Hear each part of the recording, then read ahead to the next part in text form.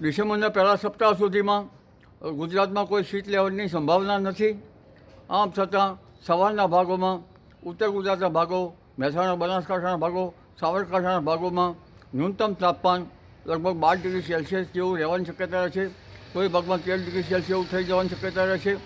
અને 4 ડિસેમ્બર પછી લગભગ ન્યૂનતમ ઉષ્ણતામાન થોડુંક વધવાની શક્યતા રહે છે. અને 8થી 10 ડિસેમ્બર વચ્ચે ન્યૂનતમ તાપમાન કોઈ ભાગમાં 15થી 16 ડિગ્રી સેલ્સિયસ જેવું રહેવાની શક્યતા રહે છે. પંચમહાલના ભાગોમાં પણ સવારના ભાગમાં ન્યૂનતમ તાપમાન 12-13 ડિગ્રી સેલ્સિયસ જેવું રહેવાની શક્યતા રહે છે. કચ્છના ભાગમાં પણ હમણાં 12-13 ડિગ્રી સેલ્સિયસ જેવું રહેવાની શક્યતા રહે છે.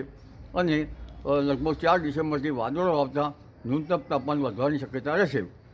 આ ઉપરાંત લગભગ પશ્ચિમ સૌરાષ્ટ્રના ભાગોમાં ન્યૂનતમ તાપમાન લગભગ 18 ડિગ્રી સેલ્સિયસ ઉપર રહેવાની શક્યતા રહે છે. મહત્તમ ઉષ્ણતામાન 30 ડિગ્રી સેલ્સિયસ જેવું રહેવાની શક્યતા રહેશે. આ ઉપરાંત રાજકોટના ભાગોમાં પણ ન્યૂનતમ તાપમાન ઓછું રહેવાની શક્યતા રહેશે. સુરેન્દ્રનગરના ભાગોમાં પણ ન્યૂનતમ તાપમાન ઓછું રહેવાની શક્યતા રહેશે.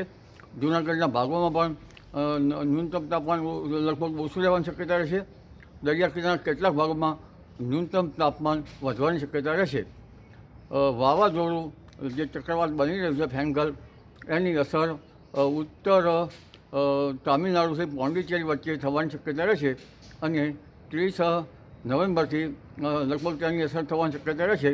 2 ડિસેમ્બર સુધી કચ્છ ભાગોમાં ભારે વરસાદ થવાની શક્યતા રહેશે. આ ઉપરાંત લગભગ આ દશામાં આંધ્રપ્રદેશ, દક્ષિણ ભારતના ભાગોમાં ભારે વરસાદ થવાની શક્યતા રહેશે. અને લગભગ 4થી 8 ડિસેમ્બર વચ્ચે ત્યાંની અસરો, જે વાવાઝોડા ફેંકલની અસરો બંગાળ ઉપસાગરમાં થતાં બંગાળ ઉપસાગરમાં ડીપ ડિપ્રેશન બનવાની શક્યતા રહેશે 4થી 8 ડિસેમ્બર.